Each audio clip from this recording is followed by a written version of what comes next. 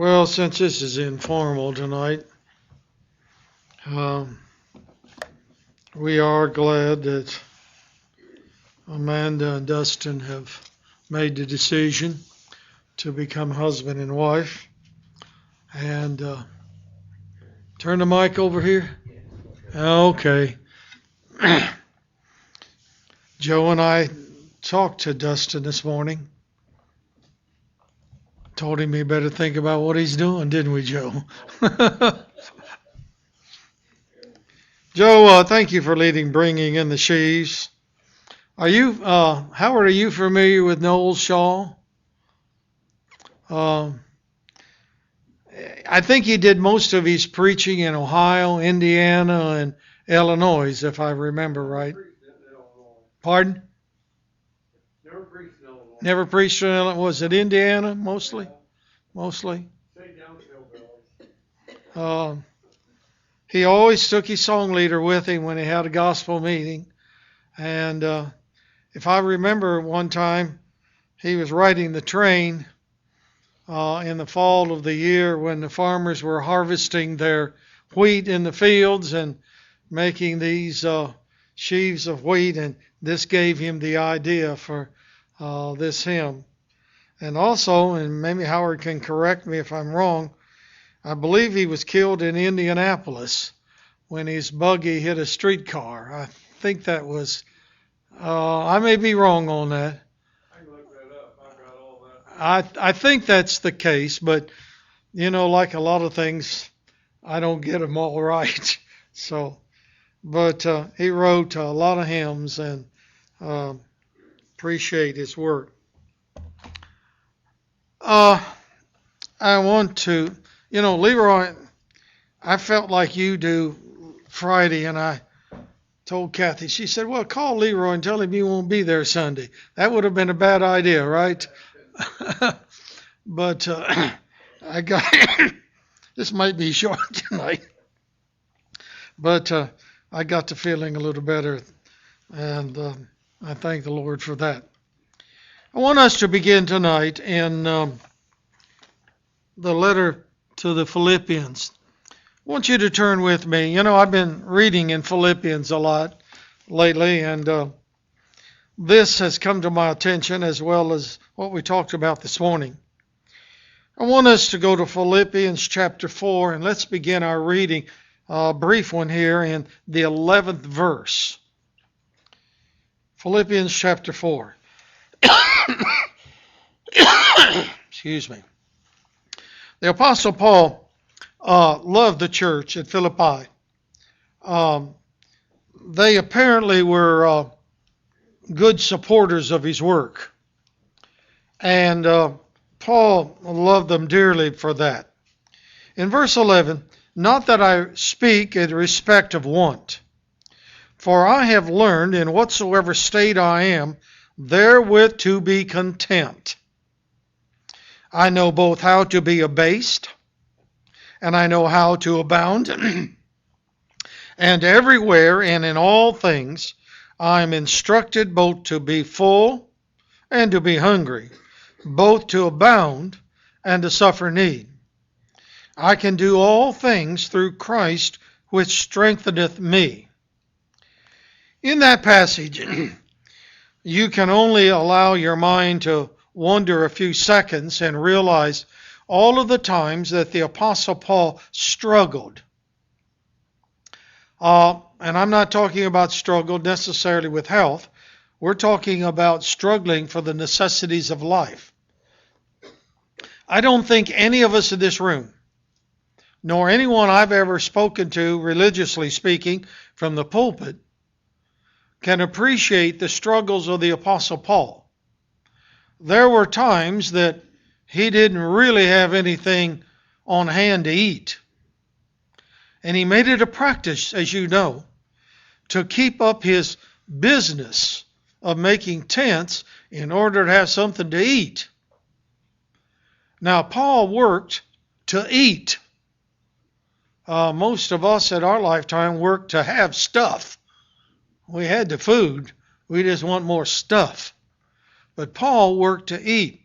And he tried his best I assume, in every situation to provide for his own needs so he wouldn't be a burden to the church. And there are people now, and there have always been people, who will live off the church. But Paul didn't want to do that. He didn't want to be a burden to the church. And so he knew times when things were good and when things were not so good. But the phrase he uses here in verse 11 is, he's learned to be content. So for a few moments tonight, we need to talk a little bit about contentment. I want to turn over here to 1 Timothy now, and we're going to look at several scriptures tonight briefly. In 1 Timothy chapter 6, and you're going to have to excuse me, but I'm going to probably have some vocal problems. In the 6th chapter, and we're going to look in verse 6. There's a sermon in verse 6, Tom. The next time you get up to speak, there's your sermon for you. But godliness, or living a righteous life, with contentment is great gain. Now, Tom's sermon's going to have two parts, godliness and contentment.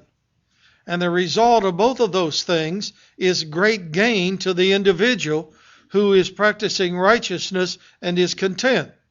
And then Paul says in verse 7, for we brought nothing into this world, and it is certain that we're going to carry nothing out. Having food and raiment, let us be therewith content. And we move on. But they that will be rich fall into temptation and snare, and into many foolish and hurtful lusts, which drown men in perdition.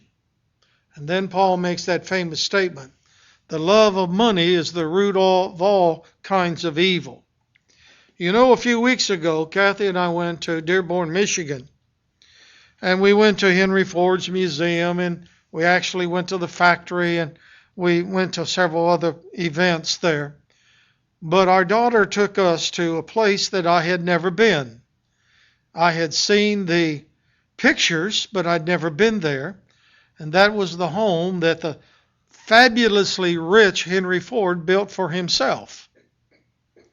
And we drove there that winter day, and we were the only ones there, I think.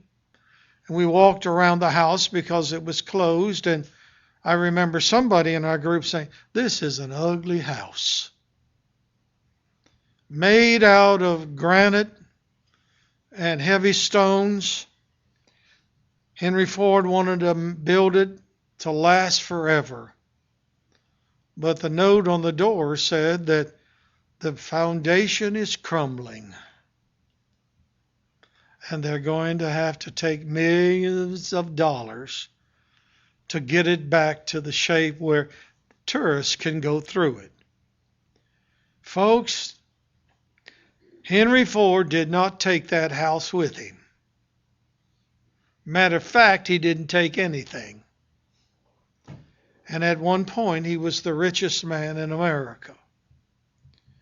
So the Apostle Paul spoke about something that every individual in the back of their mind know to be true. When you go, you take nothing with you. But notice the positive thing. That's in verse 6. Godliness with contentment is great gain. In Luke chapter 3, we're not going to go over there to read it, but we find in that passage that soldiers, and the soldiers we're talking about here are the Roman soldiers, are told what they need to do. They came out to hear John the Baptist preach, and what are we supposed to do? One of the things that John the Baptist told these soldiers, be content with what? Your pay or your wages. So contentment is a characteristic that is part of being a child of God, contented. Now at this point we need to stop and make a distinction here between contentment and complacency. Complacency is self-satisfaction. You know, I'm satisfied with what I got. Okay, I'm not going to move my finger again. That was not the contentment that the Apostle Paul had, folks. Now, contentment might be part of complacency, but complacency is not the contentment of the Scriptures. Was the Apostle Paul content with all of the places he'd preached and he was going to quit? Paul said, I can't, and I'm paraphrasing, he said, I can't quit preaching. Why? Because there were people out there that weren't yet Christians and hadn't heard the gospel preached, and Paul was going to, as somebody put it, Paul had a little steam engine inside of him that burned hot all the time. He wanted to go preach the gospel message that more men and women might have their souls saved. So we're not talking about that. We're not talking about complacency. I want to spend the next few minutes here, on the characteristics, or basically put it this way, what leads to contentment in terms of a Christian. I want to go back to Matthew chapter 28, please. Matthew chapter 28. I want us to slip down here, I think it's to verse 20.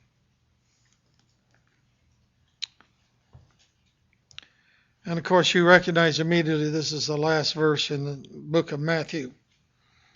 And this is a verse that has the Great Commission in it, of course, or the statement, I should say, not the verse. When Jesus told his disciples to go preach everywhere. But notice, after they go preach and make disciples, he tells them in verse 20, teaching these new converts, basically, to observe all things whatsoever I've commanded you. By the way, I wish we'd preach more on that. Tom, there's the next Sunday. Now look at the last statement of our Lord. And lo, I am with you always, even unto the end of the world. One of the things that produces contentment is the awareness that God's always there to help. This might seem to you to be off the subject, but it's not really. If you were a juvenile judge,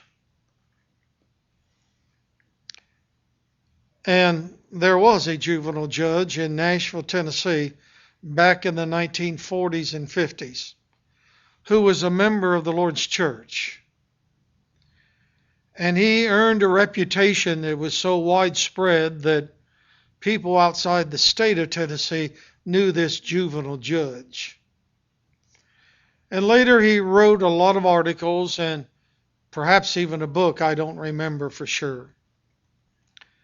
And one of the things that he observed about children that came in his courtroom, sometimes they were children that the police, back in the 1950s, there were not all of these laws and political correctness and all those things. The police would actually find children on the street and put them in the squad car and bring them to juvenile detention, and they'd have to go before the judge. And in the meanwhile, the court would try to locate their parents. And maybe 2 a.m, they'd find this 6-year-old little girl wandering the streets of Nashville. And when the judge had that little girl in the courtroom with their parents or parent or their grandparent, whoever, he made the observation that children that had parents who loved them and cared for them, were children that had a feeling of contentment because they knew Mama and Daddy would always be there. A lot of these children that he saw didn't have that contentment. They were scared. Was Mama going to come home tonight? Were we going to have to find something, as my brother and sister or whoever, find something to eat?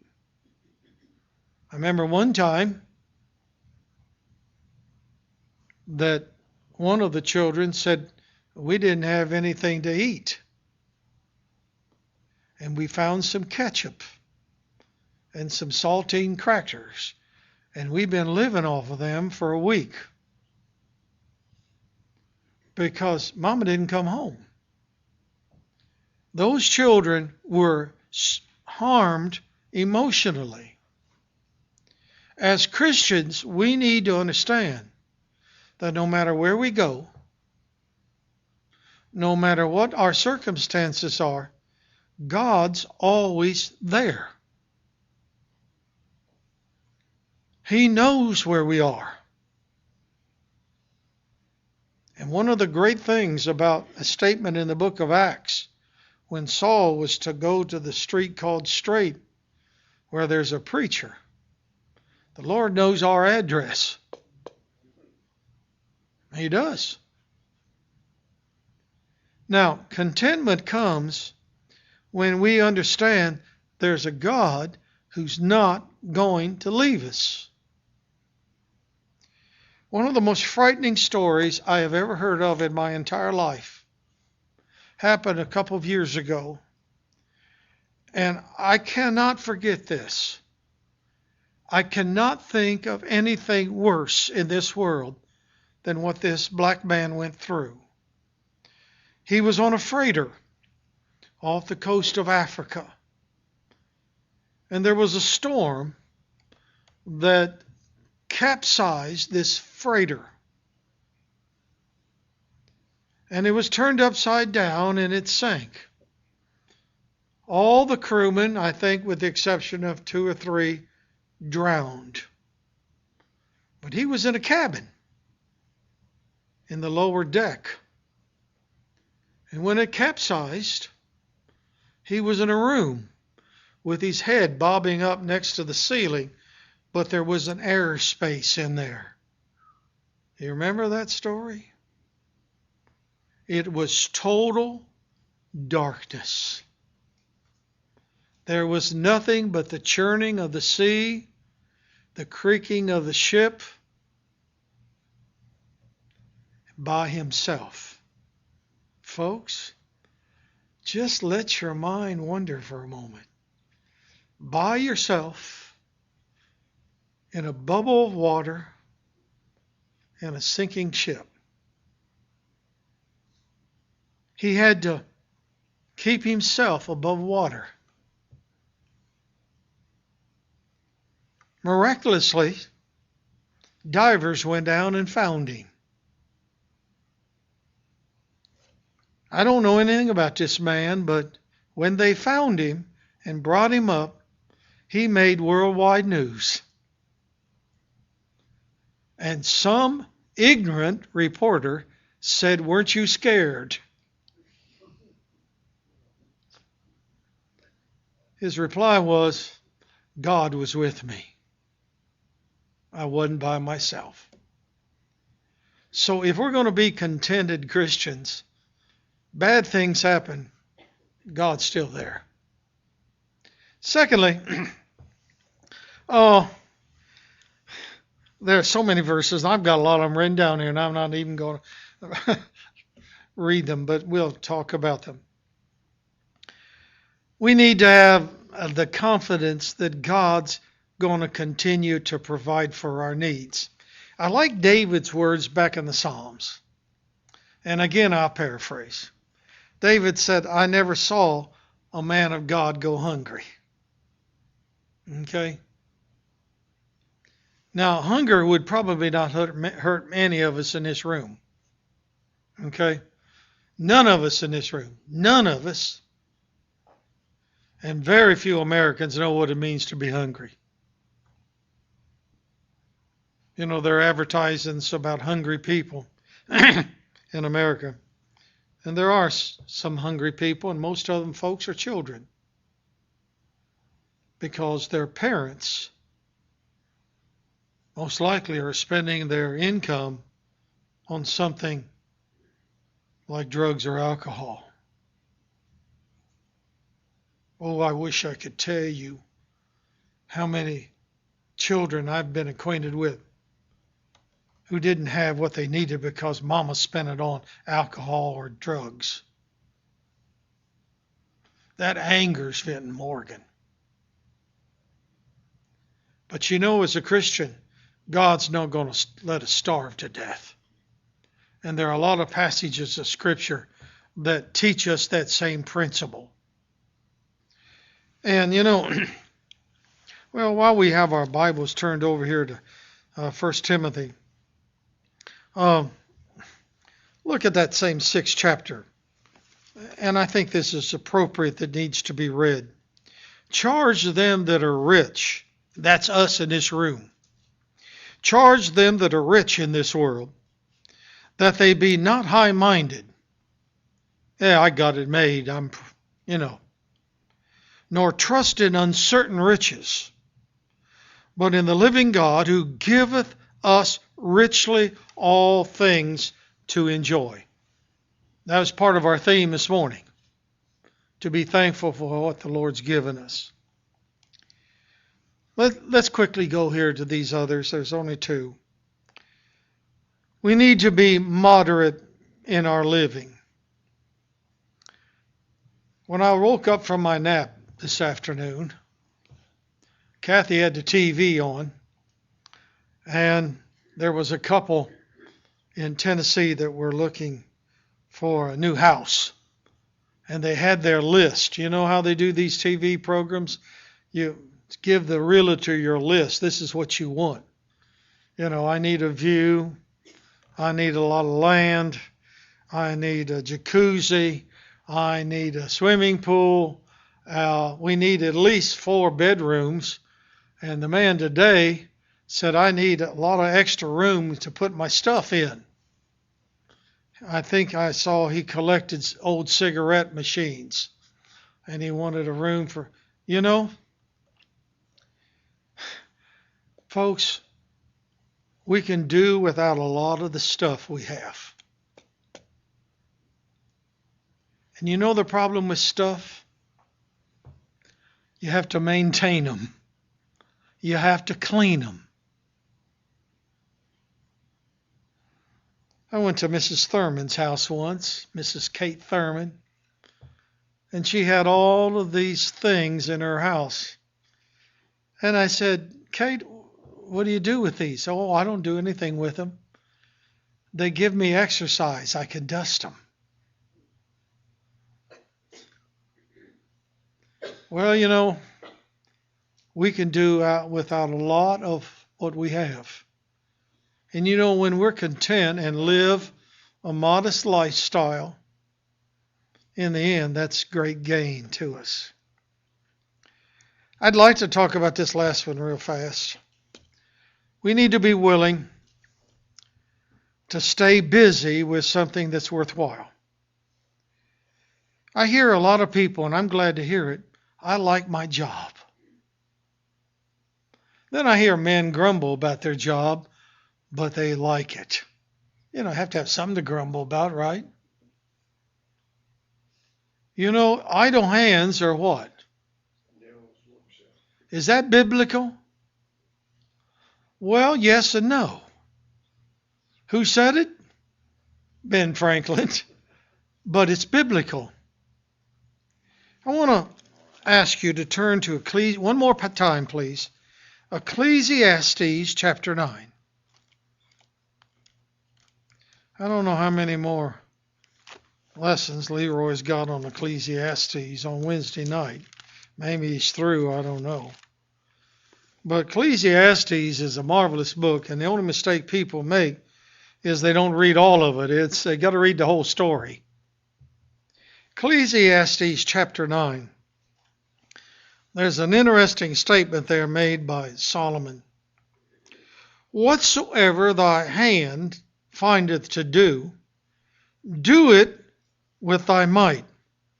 For there is no work, nor device, nor knowledge, nor wisdom in the grave whither thou goest. So we're talking about life and talking about death. Whatsoever thy hand findeth to do, and do it with might. One translation says, do it with enthusiasm. Folks, there's something there we got to look at. The man has to do this with enthusiasm, but what does he have to do first? What does it say? Look at it again. Whatsoever thy hand findeth, you have to look for it. You know, we find something that's worthwhile doing, we put our hand to it and do it enthusiastically. And when we go home at night, by the way, there's another verse, I think it was on a Wednesday night, and one of those passages, that the sleep of a laboring man is good. I don't know about you, but when I've been in the hospital and all I did all day long was to lay there on that bed. And night came, I'm not tired. I haven't done anything. And I heard a man say the other day he was dog tired, but it was a good tired. These things make for contentment. Knowing we're not alone, knowing the Lord's not going to forget us, He's going to provide for our needs. We're going to live modestly. And we're going to have our hands busy. I've known a lot of folks in my lifetime, and some of them are in this room. And Jerry and Joyce aren't here tonight, but we all know Jerry pretty well. Jerry's got to have something to do. And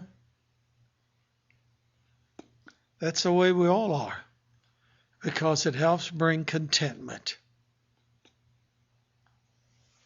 I think I heard Jerry say this one time. He said he didn't like something like vacation because he got bored. Get back home, get something done. Because it gave him contentment. Well, that's what I wanted to talk to you about, or at least part of it. So I hope that gives us something to think about this week. Contentment. Okay, we're going to close this, and Joe's going to lead us in a